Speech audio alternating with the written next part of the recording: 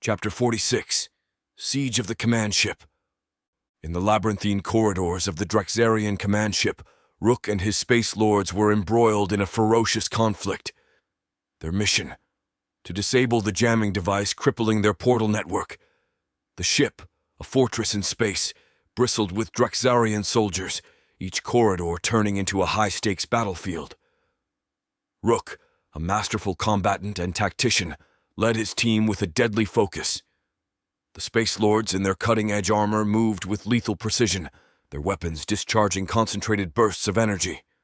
Every step forward was contested fiercely by the Drexarian defenders, their alien weapons spitting fire and death.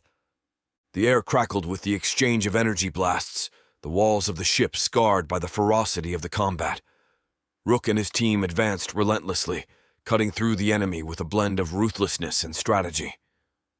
The Space Lords, a unit forged in the heat of countless battles, demonstrated why they were the elite of the rebellion.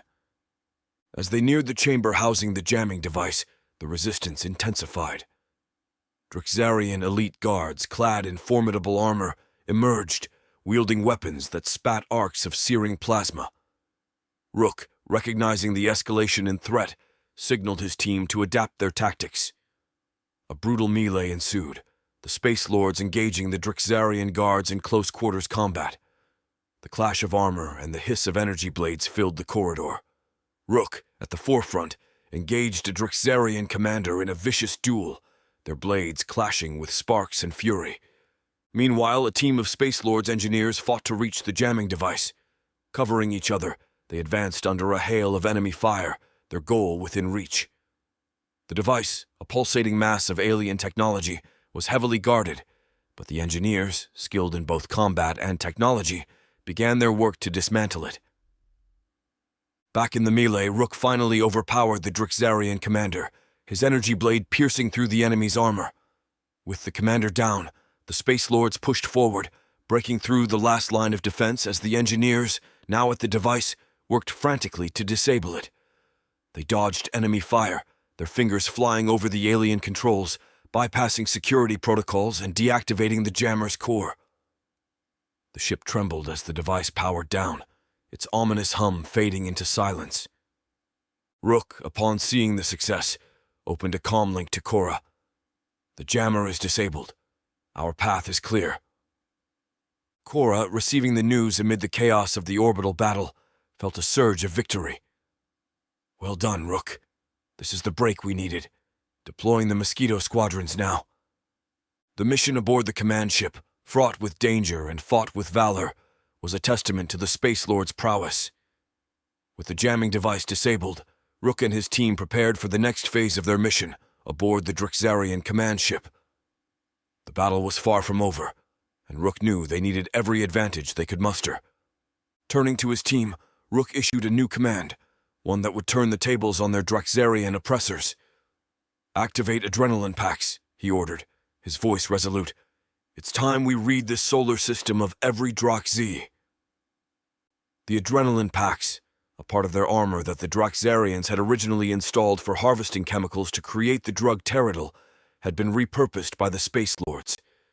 Now, they served as a means to enhance their physical abilities in combat, boosting strength, speed, and endurance when needed most.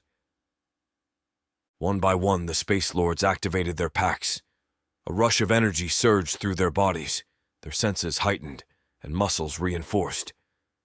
This transformation, a symbolic reversal of their past exploitation, empowered them to fight harder and faster against their foes.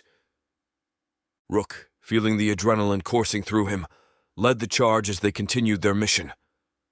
The Space Lords, now enhanced, moved through the ship with renewed vigor. Their speed and strength were noticeably amplified, allowing them to overpower the Drexarian soldiers with a newfound intensity. The corridors of the command ship became a blur of motion as the Space Lords engaged their enemies.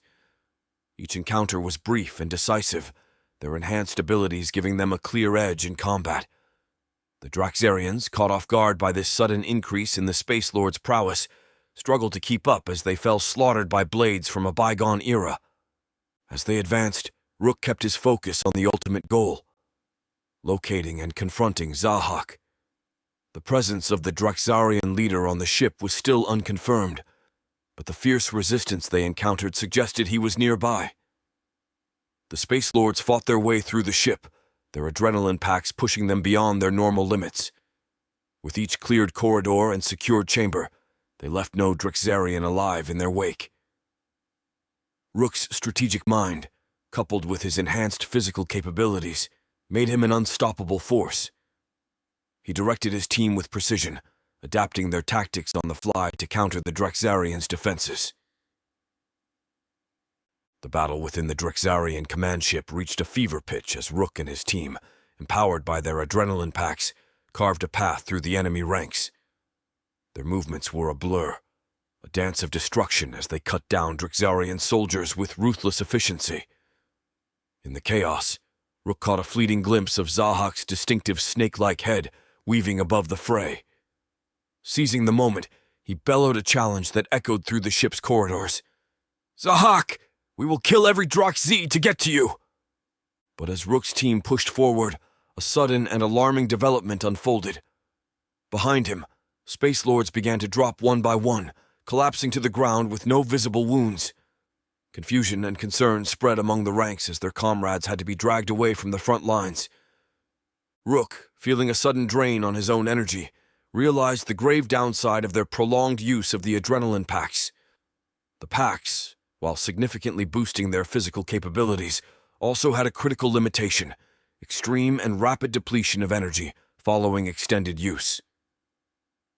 The stark reality of their situation set in, now weakened by the adrenaline crash, found themselves struggling to maintain the intensity of their attack. Their once superhuman strength and speed had faded, leaving them vulnerable and exhausted in the heart of enemy territory. Rook, his own body succumbing to the fatigue, rallied his remaining strength. "Fall back," he commanded, recognizing the dire need to regroup and reassess their strategy. As the team retreated, the Drexarian soldiers, sensing the shift in momentum, pressed their attack with renewed vigor. The Space Lords, their numbers dwindling and energy sapped, fought a desperate rearguard action to cover their withdrawal. The retreat was grueling, a stark contrast to their earlier advance. Each step was a struggle, their bodies heavy and unresponsive. Rook, supporting a fallen comrade, cast a glance back at the battlefield. The glimpse of Zahak was now just a fleeting memory, a missed opportunity in the heat of battle. Back at a secured location within the ship, Rook and his team took stock of their situation. The disabling of the adrenaline packs had left them severely compromised.